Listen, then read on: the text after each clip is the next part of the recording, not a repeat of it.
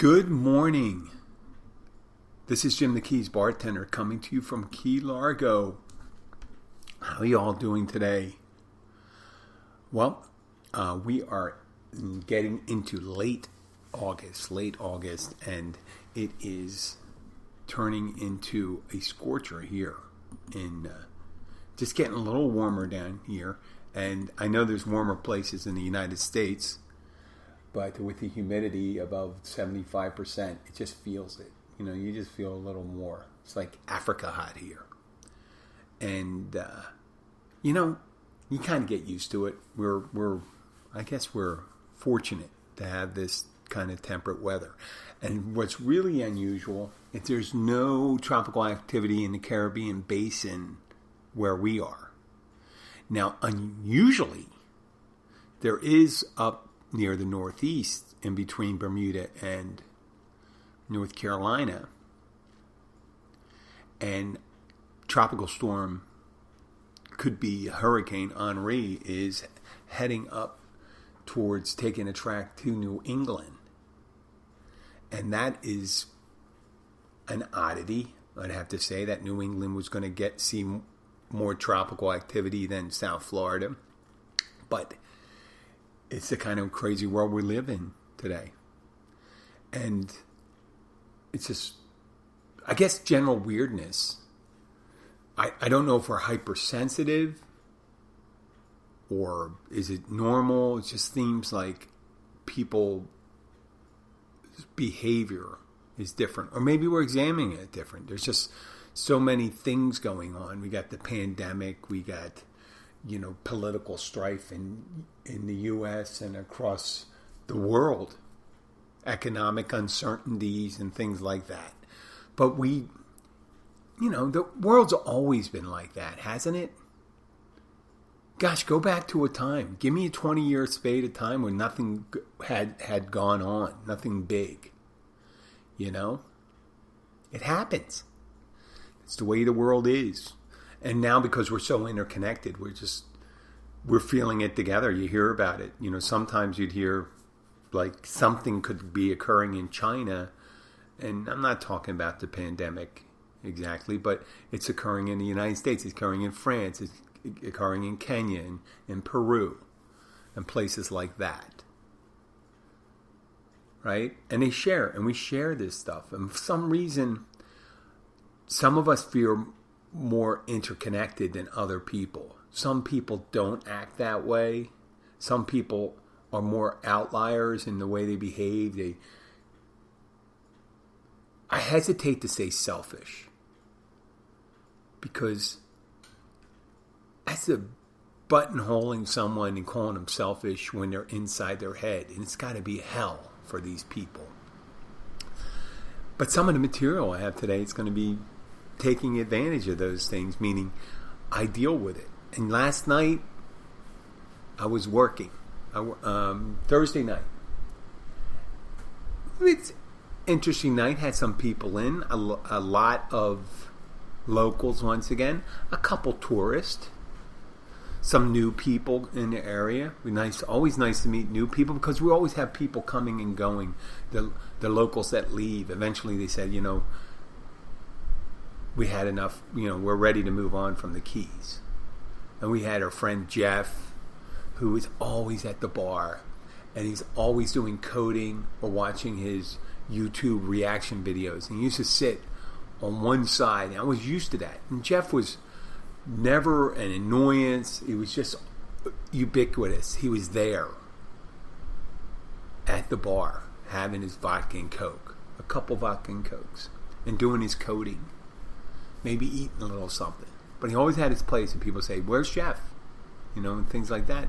When you have a regular, that's it. As a matter of fact, yesterday there was a regular who's, I guess he's in his late 60s. He's almost exactly 10 years older than me. And I haven't seen him for 2 days. And that's a big deal, unless they're on vacation, stuff like that. So I gave the guy a call. And I'm not saying who it is, but he is a regular. And I always enjoyed his company. Always enjoyed his company too. He turns out he's sick. He has a stomach issue and things like that. I hope it's just that. And he told me not to spread it around, and I'm not spreading it around because I'm not saying who it is. But if someone said to me before, and that when you're a drinker or a regular at a bar, if something were to happen to you, people just move on. They just move on. They don't think about it. And I thought, you know what? I should give the guy a call and see how he is. And I did. And, it's you're used to seeing these people. The nice thing about being in the Keys, we have our regulars, we have our locals we get to see, and then we get to see new people. And we get to find out where they're from and what they're doing. The not so, and which I want to talk later, is about people's behaviors, whether it's real or imagined or where it's over-exaggerating. But I've talked about some interesting interactions I've had with people. And last night was no different. The first one would appear as if it wouldn't be a weird interaction, but it turned out very strange. It's about 20 after 8. We close at 9 p.m. during the week right now because I guess maybe staffing. And, I guess after a while when you have all this opportunity with when we were closed the first time and we had limited workforce, that they started thinking more, when do we get our business? What's the most effective time to be open and things like that. And you start to examine that instead of doing a knee-jerk reaction. The longer you open, the more money you make. But the longer you open, also the more money you lay out in labor. Not so much on the floor staff or bar because they're not paid that much. And I'm not complaining about that right now because we do have our choices. But with the kitchen staff and stuff like that, and you'd have, because of the pandemic and other things going on, I don't know, we just have shorter time. So I get a call at 20 after 8. Keeping in mind, we close at 9 p.m. The kitchen closes at 9 p.m. And the phone call starts out like this. And the way I did this is I'm doing it, I wrote some of it down last night and focusing on almost verbatim what I said. I mean, I think. But then again, who knows what? But no, this is the gist. Hello, this is the person calling. Hello, I realize you close at 9 p.m., but I'm coming in. We don't want to feel that we're rushed. And how would we be able to get served at 9:30? And I said, 9:30? I said, I told you we're closing at 9 p.m., so you won't be able to get anything from the kitchen at 9:30. He goes, no, I'm at 8:30. I'm coming in at 8:30 with 3 children. And I say, oh, of course you'll be served. I don't want to be rushed, the guy says. And I said, well, we generally like to get out of here by like 10 p.m. And he goes, that won't work for us. That's not our thing. And I go, really? And I go, an hour and a half with children?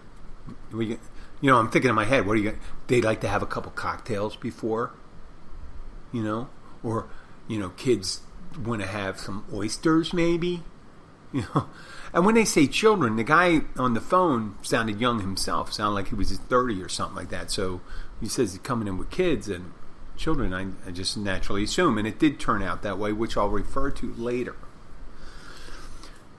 So well, there's plenty of time. He goes, no, well, we maybe want to. I said, well, we like to be out by 10 p.m. And he reiterated the rushing, and I said, what, maybe there's other places that are open 11 p.m. They're cocktail places and stuff like that. You can hang out. I can guarantee you if it's open to 11 p.m., they probably can hang out till 11:30, 12 o'clock if your kids want to stay out that late. And people say, well, that sounds kind of snide. Well, I meant it to be, because it's a stupid question. Culturally, that's not a thing in the United States, and I'm sorry, if you don't know that we don't, generally on a Thursday night at a restaurant, people don't normally say that, we're bringing our kids. They don't like to go to. Well, this guy's coming in by himself with 3 kids. Okay, and so we're going to address what happened later. So I thought the guy had said, well, that's fine, okay, and I thought, oh, that's it. He's not coming in. Well, 25 minutes later, I get another phone call, a separate person. And the way I answer the phone, hi, this is The Catch. My name is Jim. What can I do for you? And, hi, is this Jim? A woman's voice, a little older. This is Sarah. Remember me? And I'm like, oh, I don't really remember right away, Sarah. And I say another Sarah, and she said yes, but it's not that Sarah. Okay, because I could tell. I'm coming in to, and this is what the woman said, I'm coming to have some drinks with friends. Do you remember me? Blah, blah, blah. Tells me a bunch of stuff for about 3 minutes. And she talks about so-and-so who I don't know and another person who I don't know. And then I'm starting to get a feeling I know who this person is. And they go, oh, okay. And then she goes, I have celiac disease. Then it locked in. I knew who it was. It was this real thin lady. She could either be in her late 60s or really bad late 40s, right? But she maybe 5'1", all of like 85 pounds.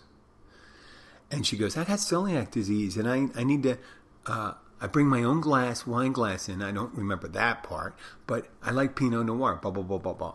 Okay. And then she goes on for a couple more minutes. Now, the phone call started at 8:45. So we're already a couple minutes into it. And she goes, well, I like to drink Pinot Noir. I like to drink cupcake Pinot Noir. It's very good. And they have whatever organic or whatever, something safe for someone with celiac disease. Now, I'm not making fun of this celiac disease. I realize it's a real thing.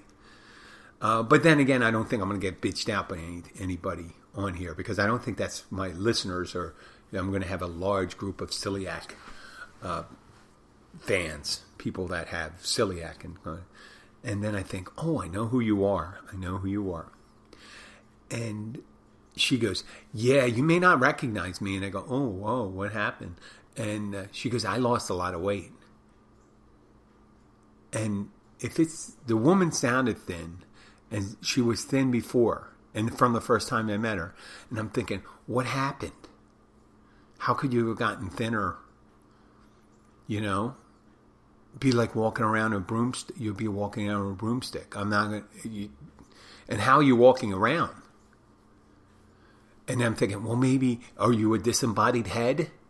Just floating around with your own glass? And she starts talking and stuff like this. And she kept on talking. And I stopped her and I said, are you talking about coming in tonight? And she goes, yeah. I said, well, we're closing in 10 minutes. And she never gave me a chance to say that. It was she coming in, she just started asking a bunch of questions and stuff like that. So we're closing in 10 minutes. I mean, I guess she really wanted to get out, and I felt kind of bad. But, there's a certain time for crazy to show up. And crazy showing up after the kitchen closes is not the thing I want to deal with at the end of the night. And if you're in the business, I think you might understand that. And she goes, I said, yeah, it was like 1:15 when you started calling. We closed at 9. And I don't think she was legitimately calling up for that, because I've had people call up and ask for sides. Like they said, oh, you got cucumber salad? I want to order some cucumber salad to go. Could you put it aside for me and stuff like that? I said, we never run out of cucumber salad. It's one of our main sides. And I've done it before, and they never come in for it. And I guess say, wait a second, don't be stupid, Jim. It only takes 1 minute for the kitchen to prepare one of those things. So the lady goes on. She mentions her celiac disease a couple more times, and her Pinot Noir, and bringing in her own glass. And she talks, and I'm just sitting there. And now it's 9:05. And I go, well, you're I said, well, that's, I'm trying to make her happy or something like that, but I don't know exactly what the point is. And she goes, oh, I got one more question. And I'm thinking in my head, I hope it's not about celiac disease or the cupcake wine. I don't want to, it's kind of, after a certain amount of time, you get a little pissed off, right? Or, I was being polite and stuff like that.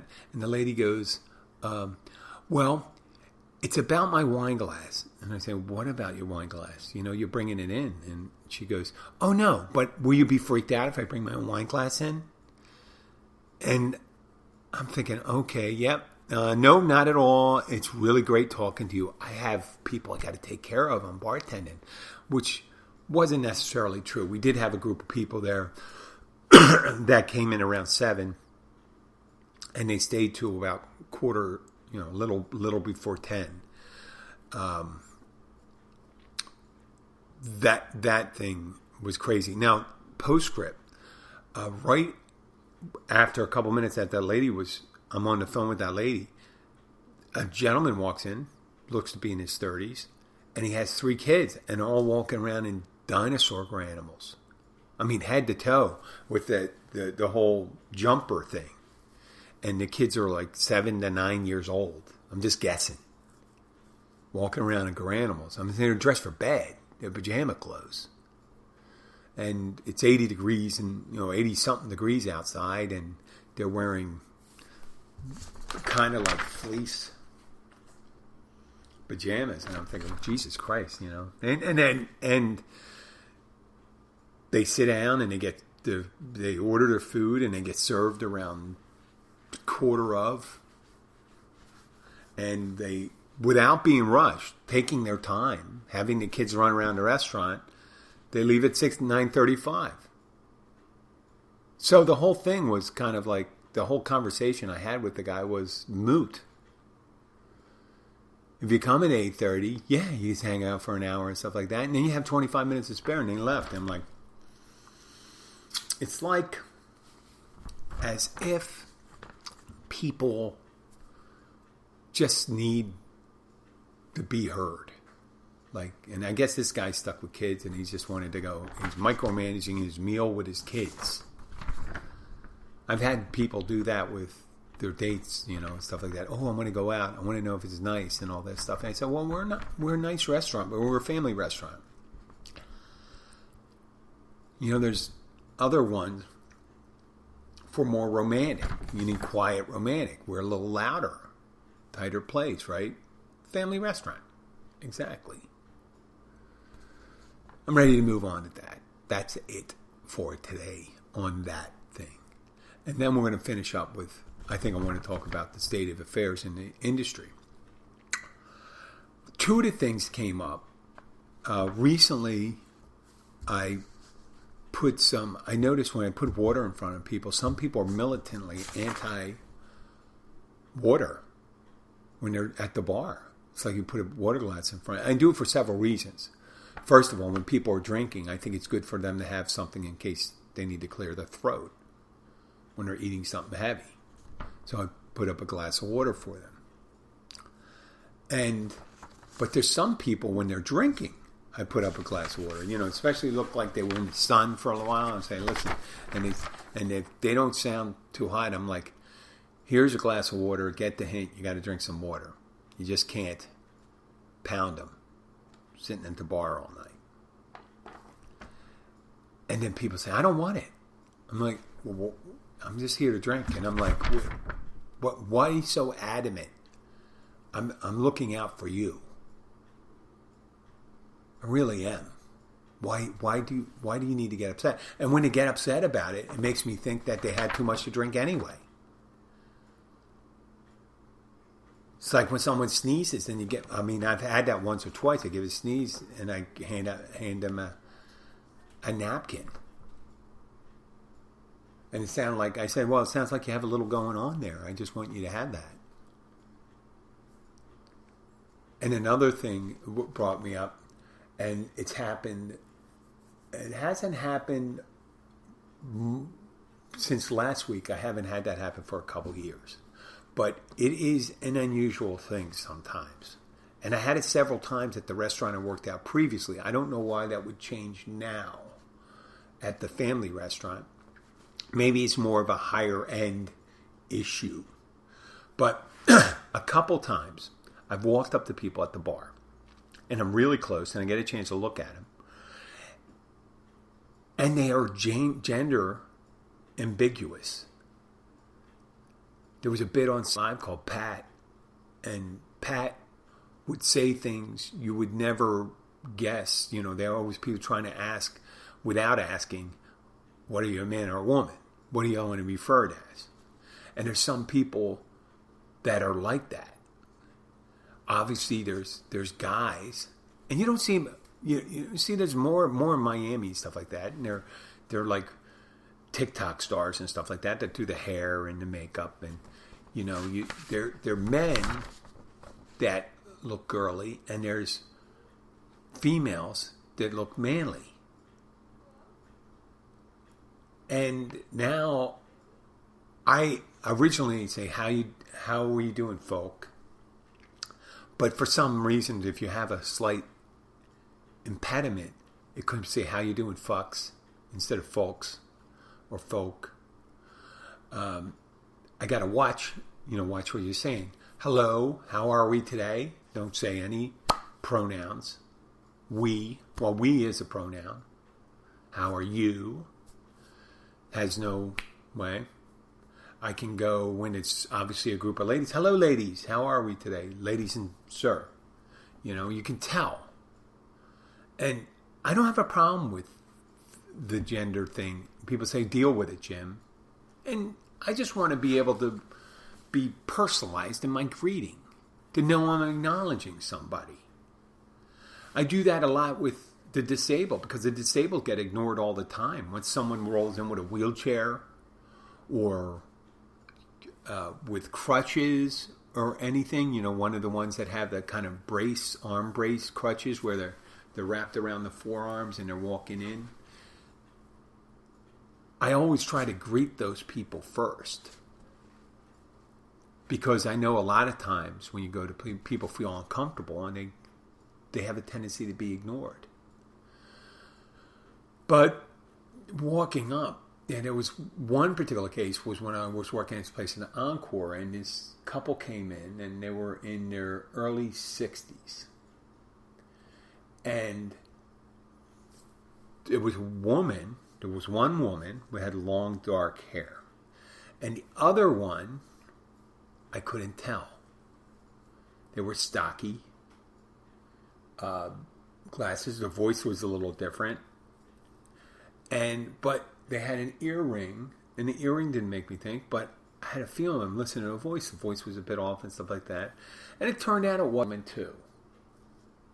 But I couldn't tell. And I accidentally said, sir. And the person said, I'm not a sir. And, if you come into a bar and you have cowboy boots, a hat, chaps, 6-shooter on your hip, and you don't want to be called a cowboy, well, then you have an issue.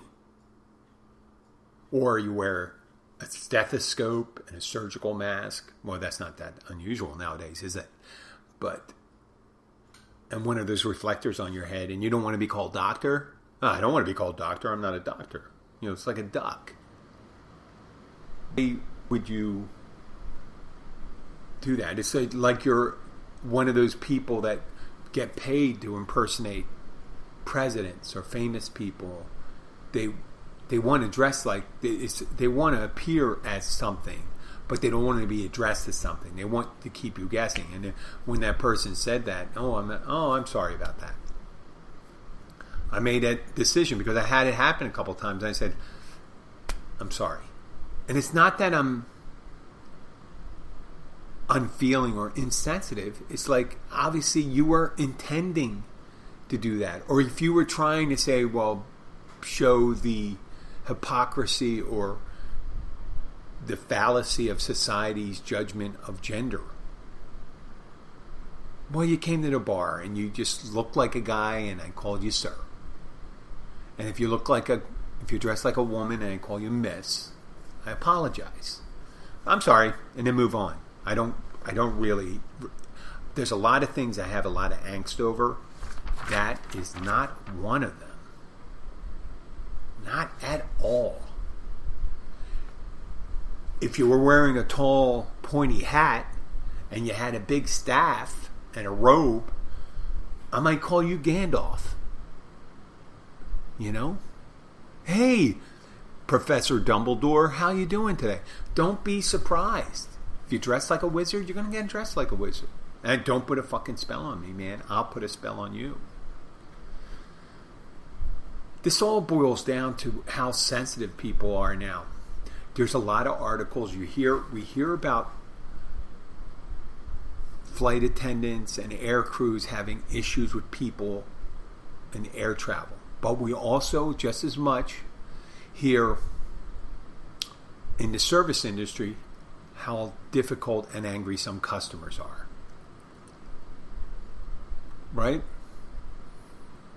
If you haven't heard about it, it's a thing. Some of you may be in a podcast and haven't been out, and it doesn't happen in every restaurant. It doesn't happen in our restaurants all the time because we're in a tourist area, so there's a certain different dynamics. But it had happened before.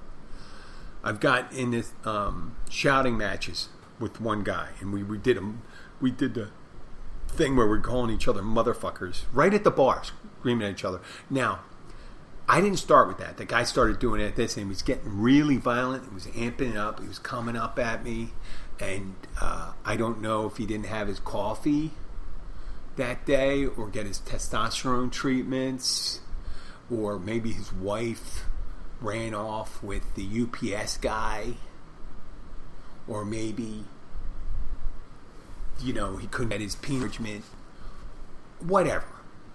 You could tell I didn't like the guy. The guy was very angry and very thing, and he was backed up by a couple of his friends, but his friends were kind of embarrassed. They hung back. His friends were a little bigger and probably would have given me a lot of trouble. This guy, he was very angry. He may have given me a little trouble too. But when people get angry, I did this before when I was younger. I realized as a guy, when someone comes at you with a lot of energy and it's really violent, you could try to take it back if you have backup. A lot of place where I work, I'm the guy there. And there's a guy, Jerry, a runner. He's pretty fit too. So, I have some backup with them, and I got guys in the kitchen may help out, but I don't need that to happen. This guy was super violent. So I had to meet his aggression with, I know it sounds like, Jim, you didn't have to do that. You weren't there. And when you kind of lay back, some of these people really kind of come at you. And this guy stopped coming at me when he came through and I pushed back. And people were surprised at it. They said, Jim, we didn't see that side of you. And said, listen, it's one of those things. It happens in the animal kingdom. If I was a little too meek and mild, the guy could have jumped right down my throat. Could have went, we were right next to the opening. We're ready to talk. He's pointing at me. I'm pointing at him. I'm looking at him about a whole full head taller than him. So I probably wouldn't have liked it to be in that area. I would rather be outside if anything were to happen. But it didn't. The guy ended up leaving. And we had other people. I had other arguments. But in the course of, since we've been open, which is almost, was May, so it's a year and 3 months. I may have had 3 interactions, which isn't a lot considering I'm the bartender and I'm the one that had to, a lot of times I have to handle it. And some of these people did the same thing to the owner, who's a woman. And not that a woman can't be, and I think it's shameful when somebody who's tries to intimidate a smaller person. I think it is. And I hate that when they use aggression. I get even angrier that way. So we're dealing with all these things. And this was in a case of that 15-month period, let's say. There were 3 decent-sized disagreements and a bunch of smaller ones, which is not highly unusual, but higher than average. But there's other places that it's more and more. People walk into restaurants. In case you know, you could walk into a restaurant, let's say an Olive Garden or an Outback Steakhouse, and you see 10 empty tables. And the host says, it'd be a 20-minute wait. Well, you as a customer says, well, there's tables right there. Well, just think of that. There's tables right there. They may normally have a staff of, let's say it takes 30 people to run that place at capacity. They may have 15 people. Instead of having 10 people on the floor, they may have 5 people on the floor. So, yeah, you could see every table. But then how would you react when you're sitting at the table? When you're standing, not being served, no big deal, right? But when you're sitting and you got to wait 40 minutes, 45 minutes to get served, it becomes a big deal. And that happened even in Poland. So it's not just a thing in the United States. When I was in Poland, we had that. We waited 45 minutes to get drinks. I understood, though. And I told the friends of mine who were Polish, I say, listen, it happens in the United States too. Offices are understaffed. Now, I have my theories on why it's that way. Okay. But the theories on why people are being unreasonable, why they have long wait times, why not everything's on the menu, why the prices have gone up, why is it so expensive? Why is the food not the same quality? And everyone wants the easy answers, right? Some of the easy answers are like, oh, no one wants to work. No one wants to work. Well, I don't know a lot of servers that I knew prior to COVID who aren't working in the business or not working in someplace else. I haven't seen any servers say, oh, I'm just staying home and collecting. No, they're all working. I know down here, the ones, or they had moved on to a different job. They took the opportunity, got additional education, took a job that has benefits and things like that. Especially, you think of your mortality more when there's a pandemic. So they think, oh, I need to have benefits and stuff like that. So, but there's one other thing, and I want to address that a little later. And a lot of people have a disagreement about it, but this is anecdotal, and people on the other side of the bar have their fucking opinions. So I get mine, and I got a podcast to really promote it. So you have that. You have angry people asking about the mask, and people not tipping well, getting angry, taking it out. I mean, if you get angry, the price is no mystery or it's not new news that the food prices are going up, and food processing prices are going up. Meat processing places.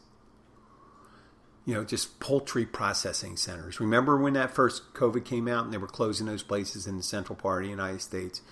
Well, the price of chicken wings has gone through the roof. They have to pay their people more now because they were having a hard time getting people to work. And that'll tie into what I have to say at the end. Same thing as with restaurants. Okay? People are under stress, and they were leaving the restaurant business. People didn't come back because of... People want to come back and they say, oh, I just want to feel normal. Well, it's not normal for everyone. Not everyone feels normal. Some people feel threatened by the disease. Some people not. There's irrational fears. People have them for everything. Some people don't like rats. Other people hate dogs. Some people don't like cats. Some people are afraid of spiders. Other people are afraid of viruses. So with this pandemic coming around and stuff like that, maybe they're feeling a little more sensitive. If you're a hypochondriac, I'm not saying a hypochondriac. Let's say you're more prone to worrying about your health. Yeah, you'd have a concern about the way people, how they are. If they, some people are militantly anti-mask. They don't want to do it. They don't give a shit. And they get very angry at it. And some of the fights we had over the last year and 3 months was with people saying, listen, we require a mask when you come in. And they just ignore you and say, hey, listen, I'm being serious. And you raise your voice. And then they get pissed off. Because they were saying, well, I hope you were. I wanted to be ignored so I could just walk without my mask. You put on your fucking mask. And we had people leave. And yeah, we get angry at too. And some of it could be on our side being hypersensitive. But this has been building up for a long time. In the 1990s, was it the 1990s? There was a book called give them the pickle. Just give them the pickle. And it was a big-time CEO of a fast food company or something like that, or a restaurant, and said, listen, if someone wants a pickle, just give them the pickle. Don't argue when it doesn't come with a pickle. It's this idea that customer's always right. Well, that's kind of an antiquated view. It's almost like a class, stratification view. It's like customer comes in, they get what they want all the time. Well, it's a business. You wouldn't expect that from an electronics store. Customer's always right. I'm going to get that. Well, I realize it's an $1,100 cell phone. I'm going to get it for $300. And I think it should be $300. Well, the customer's not right there. It costs $1,100. I'm angry at the food. I want to get this. I want to get this for... No. There's a balance. There's a dance between satisfying the customer and making a profit. It's a business. And the business operates on a margin. So you pay a certain amount for your supplies, for your property, for utilities, for gas, for labor, right? And that adds all together, and insurance and all the other ancillary things that run a restaurant, and you figure you come up with a price.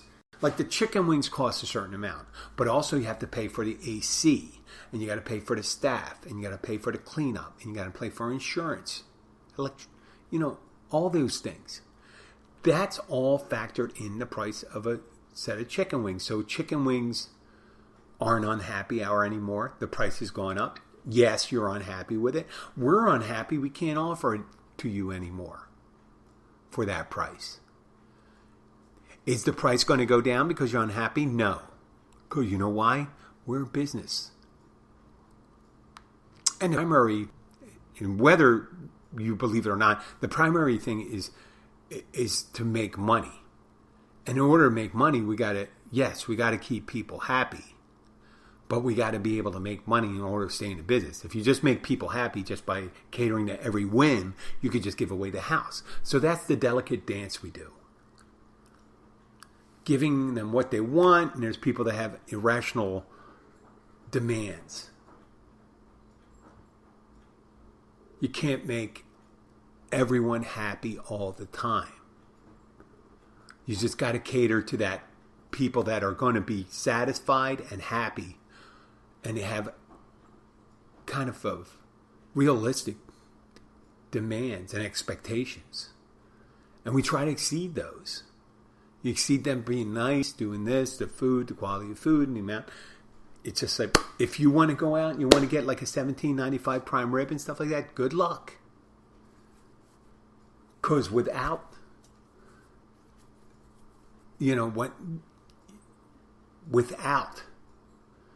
if you just went to a store to buy it, it's $12.99 for a pound. It's $12.99 a pound. And you put sides on it, and you got to pay for all this other stuff. People don't give things away. There probably are things out there, the price has dropped. You can order that. Maybe some produce and stuff like that. Who knows? But I realized that workers may be a little more sensitive, but they may be sensitive because of the difficulties of having to work under certain conditions, and they have concerns also.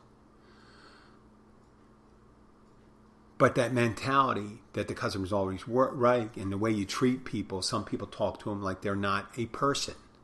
Obviously, you're not on the same level. You don't have a real job. Well, you kept on ingraining that. Ingraining the thing, you don't have a real job. Why don't you do this? Why don't you do that? Well, who the fuck's going to serve you? Until the robots are ready to serve you, I'm here. Right? Maybe is we didn't adequately value their work and adequately value how important it is. Because if you're going to get upset, you don't get upset of things that aren't important. You get upset over the things that are important to you. So obviously dining out is important to these people that get in arguments because they wouldn't react that way if it wasn't important to them. Now, I may say the reaction is wrong, but That's the way it is. Now, one of the things, the factors I think that we really don't consider is that and it started under Obama, but was really greatly increased under Trump, and it's continuing under Biden. And people may still think that there's tons of people pouring over the border. But I can tell you here in the Keys that used to have a lot of people from Central America and Mexico working in the kitchen. Lots of them. The same people that are still down here are still working in the kitchen. They're cooking, they're doing all these other things, but they've been here for a while, so they moved up. Some are cooking. The people they learn English, they learn the job, they learn to cook, and they move up to it and they become cooks and this, and they start opening their own businesses and stuff like that. But they've been here. We haven't had an influx of people trying to get into the United States and work. We've had an influx of people trying to get in, but they're caught and processed, and we're not getting them. We've really started to feel it, especially in the kitchen. Because we always used to have some Latin person doing the dishes. And then we're getting paid good money for them and the way they lived in the living arrangements and stuff like that. And they would progress through the ranks. Some would become business owners. I know one fellow down here, now he's a business owner, and a couple guys own trucks, food trucks, and they're doing really well. I don't begrudge them that. That's the American dream. The same thing happens in the food processing plants. The food processing plants of the Midwest and North Central Plains states and stuff that do pork and chicken and all that stuff, they heavily relied on immigrant labor. It was a low-wage, brutal job. When the COVID hit, a lot of these people got sick. And they weren't, it's not like they had the best health care, if they had any at all, and they didn't. They had to deal with it. And so they didn't come back. They knew the mood of the country, that it wasn't the same as before. And you can see it demographically. The United States population is not growing that much. It's low. It's natural. Just through childbirth, people say, just because you know a family that has 10 kids in West Virginia doesn't mean everybody has 10 kids. Some people choose not to have kids, or they have one couple has one kid, and that's not a replacement thing. It used to be, not too long ago, that the average American family was a third. I believe it's lower now. 2 1/3, 2.3. That influx of immigration and the entry into the workforce. Now, there's immigration that occurs for higher end jobs, but the lower end jobs was critical. And we always have this thing where we say, well, we don't want to have it. We don't want to change our demographics, the way America looks. Because there were so many Latin people coming in. Well, you can look at countries with low population stagnation, and the way this country was built, we were always growing. I know population was great, but migration population is not a bad thing. So we get an influx. Would get an influx of people that take care of the low wage jobs, and the service industry, the back end, food processing, lawn care, all types of manufacturing, warehouse work and stuff like that. Really good. Agricultural. Oh my God, it's huge. So we don't have that. Look at Russia. Russia has been trying to pay people to have kids. Their population has shrank. And if you don't have a growing population, and you don't have new people entering your workforce, and you become, let's say your demographics where your population ages, who's going to take care of the older population? Well, it might be work. Maybe we'll have to delay retirement, because maybe we don't need as many people to take care of those. There's so many people living in assisted living, and they need help. And who works in assisted living a lot of time? It's a low-wage job. A lot of immigrants work in there. So those places, those restaurants that don't have the 2 dishwashers, now they're down to 1 dishwasher, and the dishwasher is like 16 years old, and they had to be out at 10 o'clock at night, and your hours are reduced, and the prices are up, and you're unhappy about that. You're unhappy flying on planes because you don't want to wear a mask. You can't sit there wearing a mask. I don't want to die. I'm going to die from wearing a mask. No, you're not. I hope I kind of tie that together a little. Let's try not to be so selfish anymore. And I realized, I did mention there, that maybe we are being a little too sensitive when you come in there. And you got to be a little, take a perspective when someone comes in. Why can't, we see those empty tables. Why can't we sit there? Well, we don't have enough people to take around. We know when we sit you down, you're going to start complaining that you haven't had anybody there for a while. And you know how people build things up in their head. They have an impression. There's jokes about that, where someone says someone doesn't give them the proper greeting, someone you care about interacting with, and all of a sudden they forget your name. They forget you have celiac disease, and you like to bring your own fucking wine glass. And you want your cupcake Pinot Noir. It's a different world. Just got to get happy, get used to it, change our expectations maybe. Don't expect any less, but don't expect so much high so many times when people are under stress. When you go to Disney World, and there are lines wrapping around like 8 times around those turnstiles and those things, and you go in there and you say, wait from this point is too... You know what people do? They stand in line, wait. Right? You never see people complaining at Disney. I mean, they go, oh, this line's so long. They just go, this is what you expect when you go to Disney World. I'm totally happy with it. On a side note, Disney World is talking about replacing some of its characters in the park with mobile animatronic units. And that's robots. That's lingo for robots. So, and Disney, they tried to do, they were, when I was in the 1970s, that's when they started messing around with robots, meaning stationary robots, at the Hall of Presidents and at the Pirates of the Caribbean and all that shit like that. And Disney's they have deep pockets and stuff like that. So I imagine it's going to be like Boston Dynamics. That's a huge robot company. If you ever have a chance, do a Google Boston Dynamics.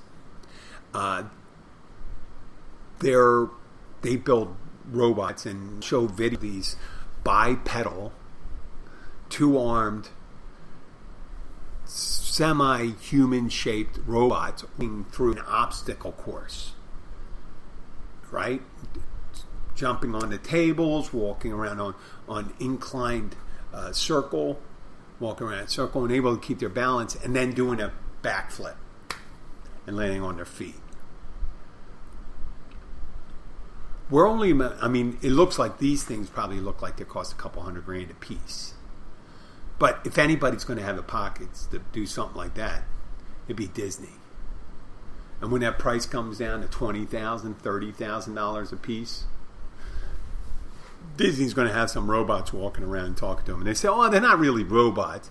They're just programmed to give a response and to read your facial expressions and things like that. Well, if that isn't a fucking robot, what is? And that's going to be the kind of person that's going to serve you someday. And if you think that a human will be interesting to deal with and difficult, wait until you get a hold of a robot that can just stand and do a backflip. Try to get a little rough with them sometimes. I'm sure they're going to they'll probably have to make some rules that say, well, you're not allowed to rip the customer's head off. Literally rip the customer's head off if there's a glitch. You know what? Try to explain how much olive juice you want in your dirty martini and yell at the robot bartender. And see if maybe I hope you don't get the robot bartender angry. Why? Well, because he can go and reach across the bar and break your neck. Well, that's enough for me today. I'm talking about the robot bartender reaching across the... That's a lovely image. I apologize for that. But I'm just freewheeling. If you like the show, please share with your friends and family. That's Keys Bartender on almost every platform. Almost every platform. I'm trying to get it on Pandora, but I really don't care because I don't even know if I get these accurate feeds from the numbers. I think I have anywhere from like 2,000 listeners a month to 20,000 listeners a month. And I get my emails and stuff like that, and I like to thank everyone. I like to thank Megan. I like to thank Sean. I like to thank Tony, Andrea, Liz Ann, my listeners in Poland, Bartek, Justina, Carolina, who's in Zanzibar right now, a lovely place. And Casper. Say hello to those guys. And if you have any questions or anything, feel free to send me an email at jim@keysbartender.com. And if you are listening on like some unsanctioned place, such as 43 Keys and Me, please try to change to another listening. I don't get any credit for that, and they put on commercials that aren't part of my... I don't get anything for them, and I'm in maybe a dispute or something like that. But it's been over a year, and I'm trying to get my show removed from the network, and it's not your problem. But if you are listening on 43, there's a bunch of free platforms you can listen to the show on. All of them. As a matter of fact, every show should be free. I don't charge for my show. So thank you very much, and have a great day. Where is my... Oh, here we go. Bye.